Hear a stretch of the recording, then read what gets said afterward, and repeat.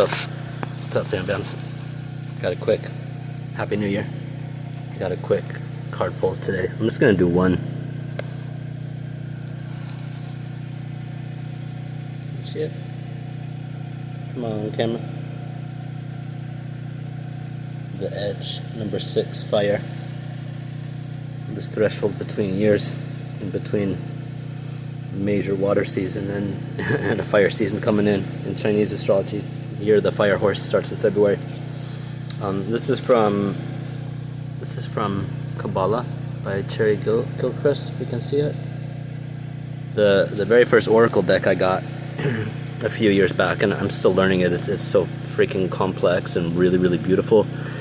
And it incorporates, well, it's based on the Kabbalah, which is where a lot of astrology is rooted in and actually comes from. But there's like 14 suits, and it's just a really complex,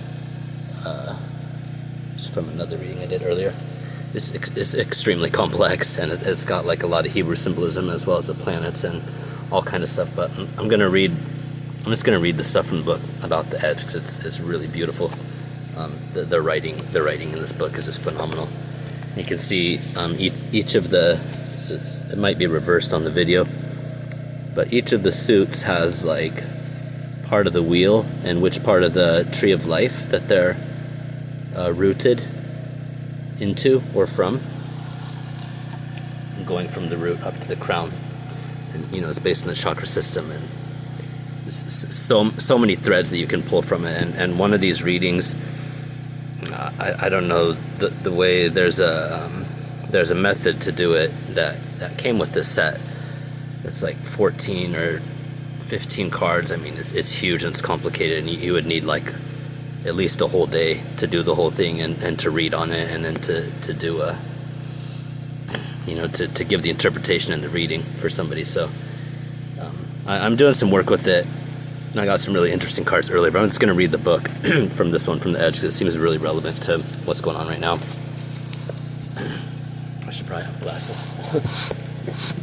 I should probably own glasses, but I haven't since I was 15. The Oracle. Being on the edge means to rest upon the threshold, to stand upon the verge of maturity, just as the yellowing grains of corn are when poised on the brink of ripeness. Striving to complete the transition, they reach out for the warm rays of the sun, which will penetrate to the heart of the corn grains and give them the life that they need. All comes to maturity, sustenance is passed on, and old life aids new life to grow. So there's like 2 sections in each of these. The commentary on the oracle. Oh, and there's interpretations. Commentary. There are those who pass over the threshold, and there are those who dance upon it, aiding others to pass to and fro.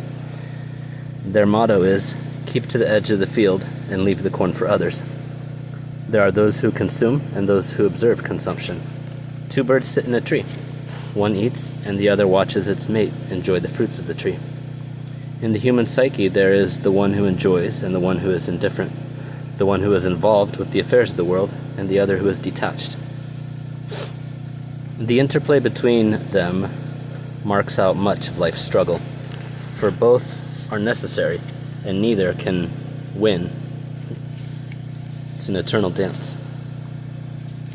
They are marked on the tree of life by essence, the central observer.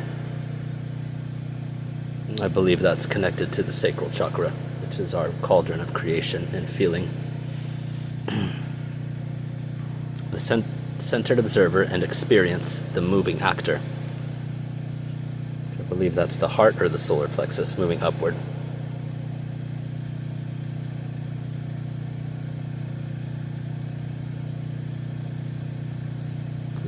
Yeah. The sun and the moon. Yep. And that's connected to this. The sacral chakra is the moon and water creation, associated with Cancer, Scorpio, Pisces. And the sun is the heart chakra, associated with Leo and Tarot. Mercy, we have Jupiter. Judgment, Mars. Echo, Mercury. And perpetuate, Venus, Earth.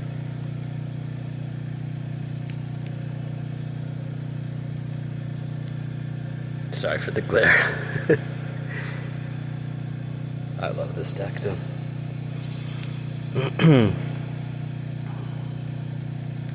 But each person has their rightful preference of where to look and what to achieve. Do you prefer to aid the growth of others?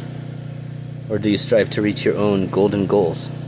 In the last analysis, or both, some of us, ambiverts, and people with many life paths.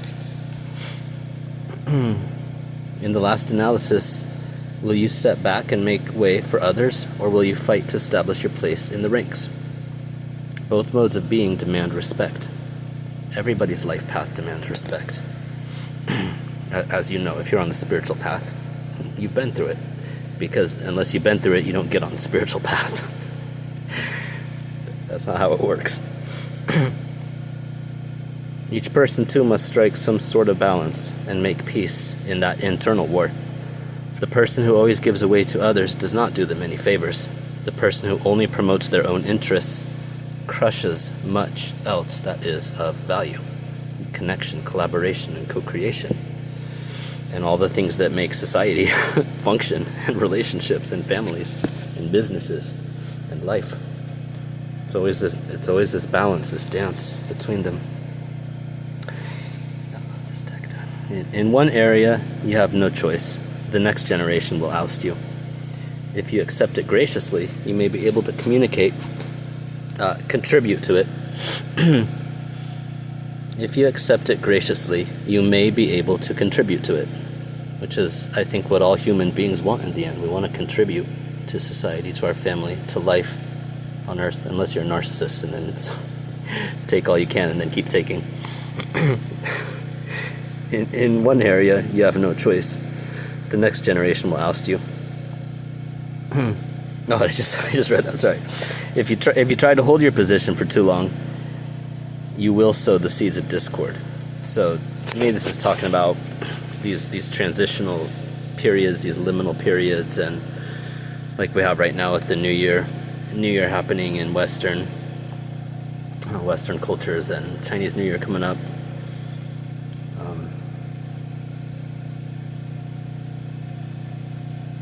Yeah, and honestly, we have it. It's always available to us to do this meditation and this deep thinking and feeling and intuition. It's like which path are you on now? Which part of your dreams are you really looking for to manifest in the year ahead, in the years ahead, and what are you like? Okay, I'm ready to let that one go. And where do you want to be in society? Do you want to be achieving? Do you want to be doing your own work? Do you want to be helping others out to do their work? Do you want to stand back and watch? Do you want to be in hermit mode right now, in resting mode? Because like whatever it is, whatever your true path is, that's what's appropriate for you. Vadim Zealand, if you haven't heard of the book Transurfing, or Transurfing in 78 Days, for a brief version. Holy Mother Afton. Highly recommended for anybody on the spiritual path, anybody trying to manifest, anybody doing life work, anything like that. It's very interesting, that book. And this Kabbalah deck and a lot of other things are coming up red. And there was a reading I got like 2 months ago that I was talking about the importance of red and starting to wear that more, especially for us fire signs, like starting to invite the energy of fire and passion and movement and creation. And then I just found out like 2 weeks ago, it's the year of the fire horse coming up too, and red is considered a very lucky color in Chinese culture from my very limited understanding. Yeah, I've been, intuitive messages, the more you tap into it, the stronger they get. The stronger they get, the more you can tap into them, and the easier it gets to tap into them, and the easier it gets to listen to it. Because in my understanding that is the still small voice of God it talks about in the Bible, and talks about by 1,000 different names in religions and cultures and languages around the world. The voice inside of our heart, and having our heart and our mind aligned, is the secret to life on Earth. And it's really hard to do that, and we're probably the first generation that's going to be doing that on a major scale. Because in the past, because of survival needs, it was about listening to your family, listening to society for the past industrial revolution, 200 years, go to school, get good grades, do this, be a good little worker bee, sit down, shut up, don't fucking talk, don't think. And to go against the grain could result in horrific repercussions, up to and including not being alive anymore. And it still is just like that in many parts of the world, especially for people of color, women, children, minorities of every kind, etc. But not limited. The ones who want power, they want it at all costs, dude. And they're throwing some tantrums right now, if you haven't noticed. Watch out. But we're gonna do what's right. We're gonna listen to our fucking hearts, because that's what it is. That's what time it is, and that's how it's gonna be. So, sorry, pigs. Interpretations, life tasks. This is a point of change, where you can take stock of how far you've come and how far you hope to go. At a time of transition, you may lose the strong sense of your own identity, and so you must trust the volition that will take you from one phase to the next. It's natural, baby. It's natural, baby. God's got you. God's got all of us. God's got the whole thing. 11:11 on the timer. It's God, Archangel Michael. If you need help, call on the angels and the archangels, dude. They're very active. They will listen to you. You have a guardian angel too. It's true. Find out. Possible meanings. Everything is finally balanced. A new beginning. Handing over to a successor. Interaction with another generation. Millennials, Gen Z, what's up? A choice. The result is not yet determined and could go either way. Two of Pentacles, Two of Swords. Is that it? I don't know. I think that's it. That was my quick one card reading. 12 minutes. I don't know if I can do less than like 15 or 20 minutes once I start a video.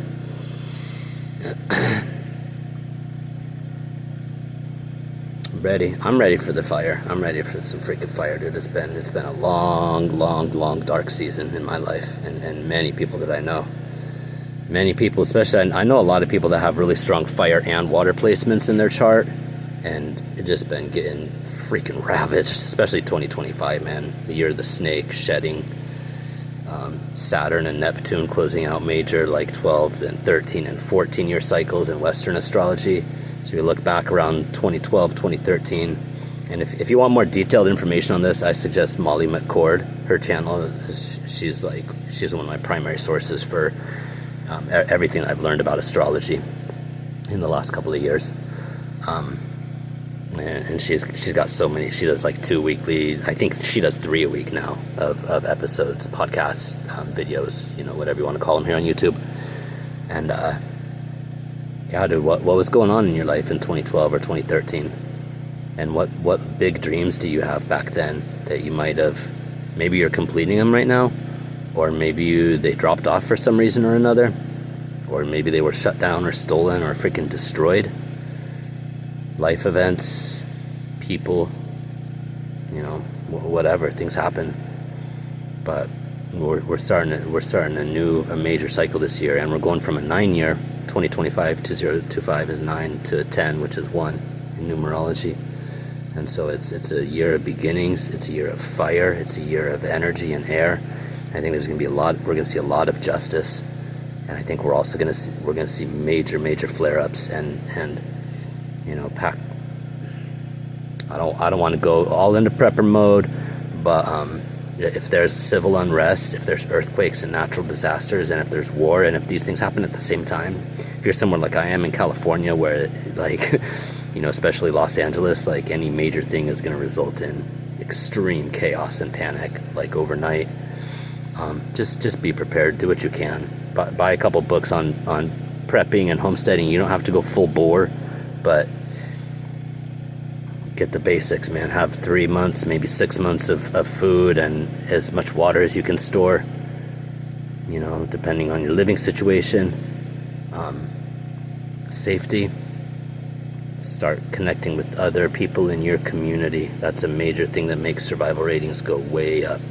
When you have even like 2 or 3 households, like a couple different families, if it's people that you can trust with your life, and if you have kids, that it's like a safe place that all of you can like get together, man. There's a lot of books on this, and I really encourage anybody to be looking at this stuff, dude, because it's rocky times that we're getting into. And astrologically, we're in the exact same place where the French and American revolutions happened in the middle to late 1700s. We're on another Pluto and Aquarius cycle, so it's the uprising of the people taking back the power. We have devolved into empire and tyranny, at least in the United States, and a lot of Western countries have gone completely astray at this point, and how the power structures are flailing about, and they're going to do everything that they can to keep things the way that they are, but things are not going to stay the way that they are. That's not what happens during these moments. So be prepared. As much as you can, start thinking about these things. Talk to your kids about these things as much as is appropriate based on their age, so on and so forth. But it's big times that we're in. We're on the edge. We're on the number 6. Fire, edge, fire horse. I think things are changing big time. Okay, I love you guys.